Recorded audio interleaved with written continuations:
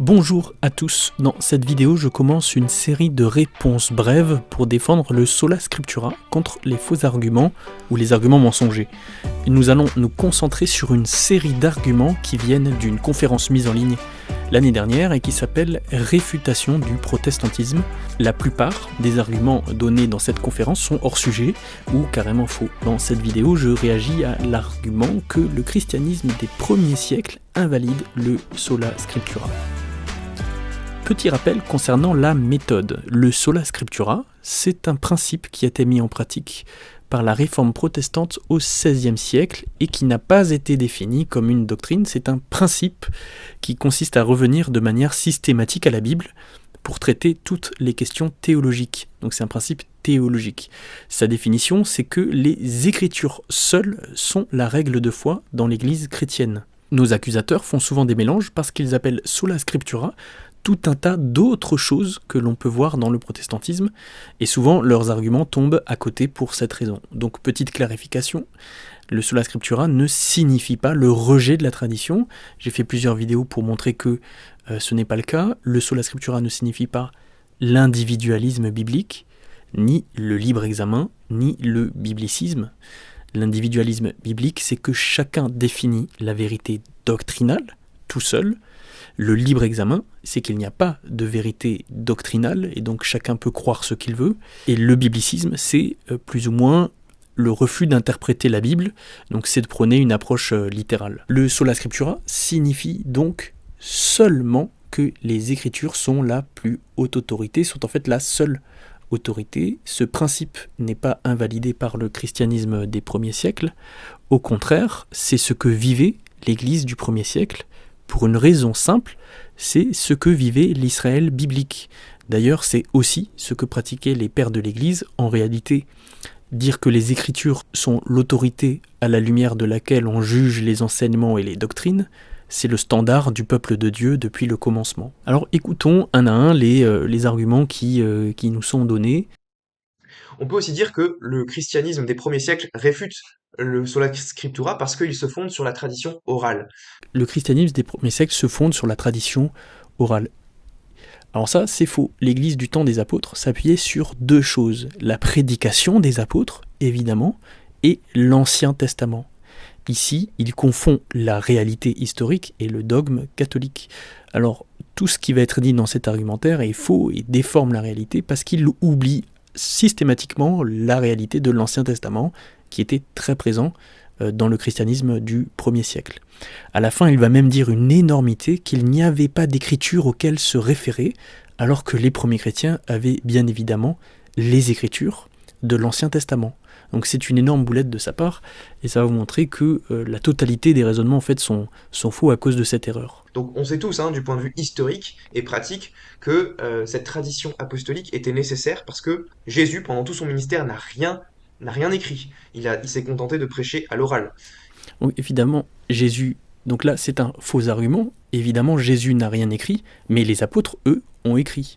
Et les apôtres se sont référés constamment aux écritures de l'Ancien Testament.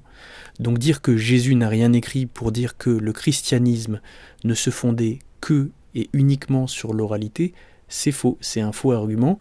Il y avait bien sûr la prédication apostolique, mais le christianisme des premiers siècles n'est pas pour autant uniquement dans l'oralité. Et donc les premiers chrétiens n'avaient pas de Nouveau Testament.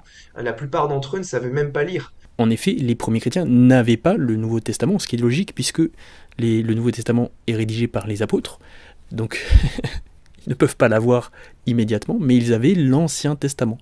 Or, l'Ancien Testament, c'est les Écritures. Quand on dit sola scriptura, on parle des Écritures. Scriptura signifie écriture, et les Saintes Écritures, c'est l'Ancien et le Nouveau. Donc c'est encore un argument faux qu'il n'ait pas le Nouveau Testament, ne change pas le fait qu'ils aient toutefois les Écritures à leur disposition. La plupart d'entre eux ne savaient même pas lire. Alors, encore un faux argument. Le sola scriptura ne dit pas que tout le monde doit savoir lire. Il s'agit de dire que les Écritures sont la règle de foi et l'autorité pour fixer la vérité crue dans l'Église, dans le peuple de Dieu. Ce n'est pas un principe individuel. C'est encore une erreur, et en fait ici un faux argument. Donc en fait, tout le message du christianisme primitif, leur était transmis par voie orale à travers la prédication des apôtres et de leurs successeurs. Alors là, c'est vrai, évidemment, le message du christianisme était transmis par voie orale, par la prédication. Évidemment que c'est vrai, ça, nous allons jamais le contredire, mais il faut bien comprendre en quoi c'est un faux argument. En fait, la prédication apostolique, le fait qu'elle soit à l'oral, n'a rien à voir avec le sola scriptura. Le sola scriptura ne dit pas que tout doit être posé par écrit et que tout se communique par écrit. Évidemment, il y a la prédication de l'Église et nous aussi, nous prêchons. Donc le sola scriptura n'empêche pas la prédication. Donc c'est un faux argument. Le sola scriptura, c'est la question de l'autorité en matière de foi. Donc le fait que l'Église se bâtit sur la prédication des apôtres, c'est un fait. Mais ça n'invalide pas le sola scriptura. Ça invaliderait le sola scriptura si la prédication apostolique abolit l'autorité des Écritures pour la remplacer. Mais c'est pas du tout le cas. Donc le problème de cet argument, c'est qu'il utilise l'existence de la prédication apostolique pour dire que le christianisme primitif fonctionne sans l'autorité des Écritures. Et ça, c'est absolument faux. Donc il faudrait nous prouver que la prédication apostolique a aboli l'autorité des Écritures. Et c'est pas le cas. Donc pour entrer dans le détail, il faudra en fait traiter de l'autorité des apôtres. Donc je rentrerai dans le détail dans une vidéo plus longue pour expliquer plus exactement, plus précisément la fonction et l'autorité des apôtres d'un point de vue biblique. Mais nous, ce qu'on peut répondre brèvement à cet argument, c'est que dans le Nouveau Testament, la prédication apostolique va de pair avec l'autorité des Écritures. Elle s'appuie même sur les Écritures. Donc de notre point de vue, la prédication apostolique pratique le sola scriptura.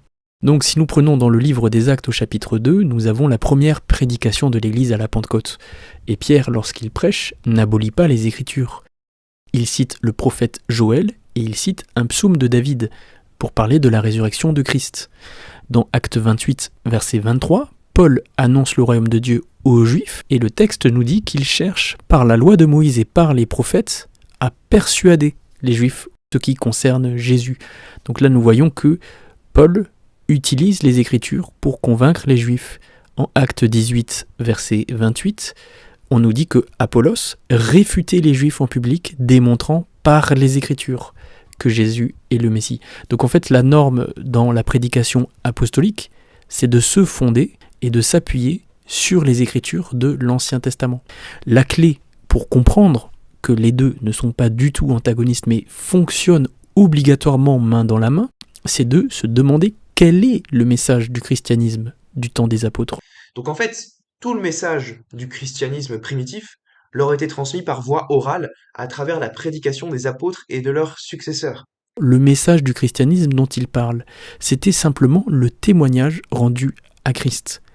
Donc le message du christianisme concernait Jésus-Christ, né de la postérité de David, mort pour nos péchés, ressuscité pour notre justification.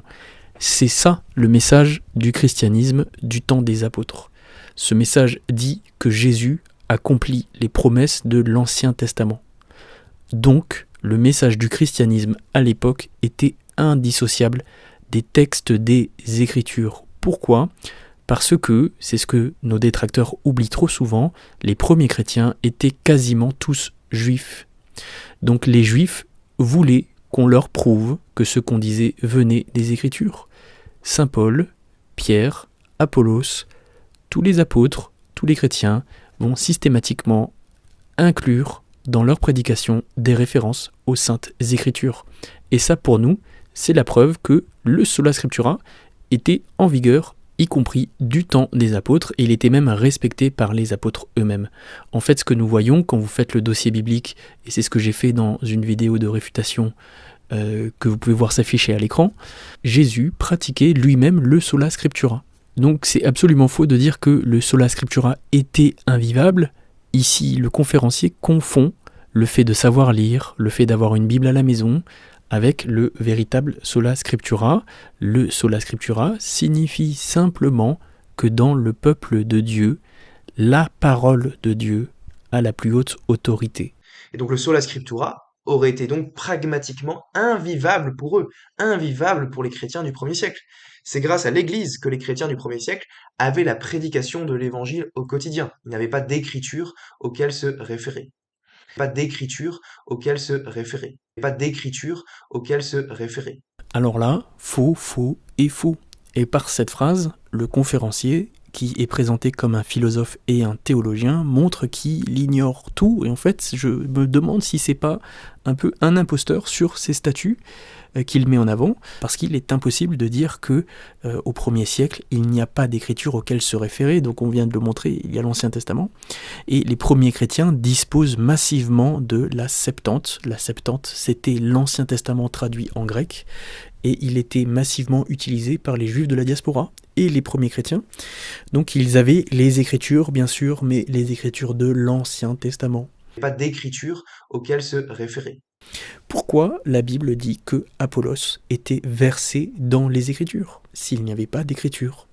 Pourquoi la Bible dit que les Juifs de Bérée vérifiaient ce que disait Paul dans les Écritures, s'il n'y avait pas d'Écriture? Pourquoi Jésus dit que ce sont les Écritures qui témoignent de lui, s'il n'y avait pas d'Écriture auxquelles se référer? Donc, cet argument est absolument faux, et la totalité des arguments qui sont donnés ici sont en fait appuyés sur des déformations, sur des préjugés ou sur des erreurs. Tous ces arguments sont faux. Ils s'appuient sur deux grandes erreurs. Premièrement, l'erreur de déformer l'histoire du christianisme pour la faire coller à un dogme. Alors désolé, on ne peut pas déformer l'histoire du christianisme pour défendre une doctrine. C'est être dans l'erreur, et à mon avis, c'est tromper les gens.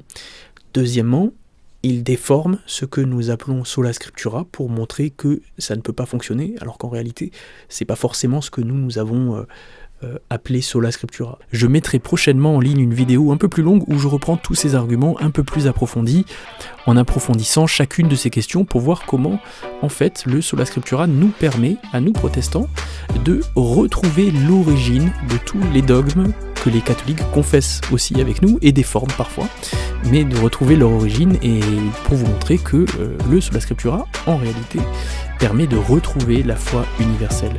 Si cette vidéo t'a été utile et si tu veux soutenir ce travail, alors abonne-toi pour ne pas rater les prochaines vidéos et mets un pouce, et je vous dis à tous à bientôt.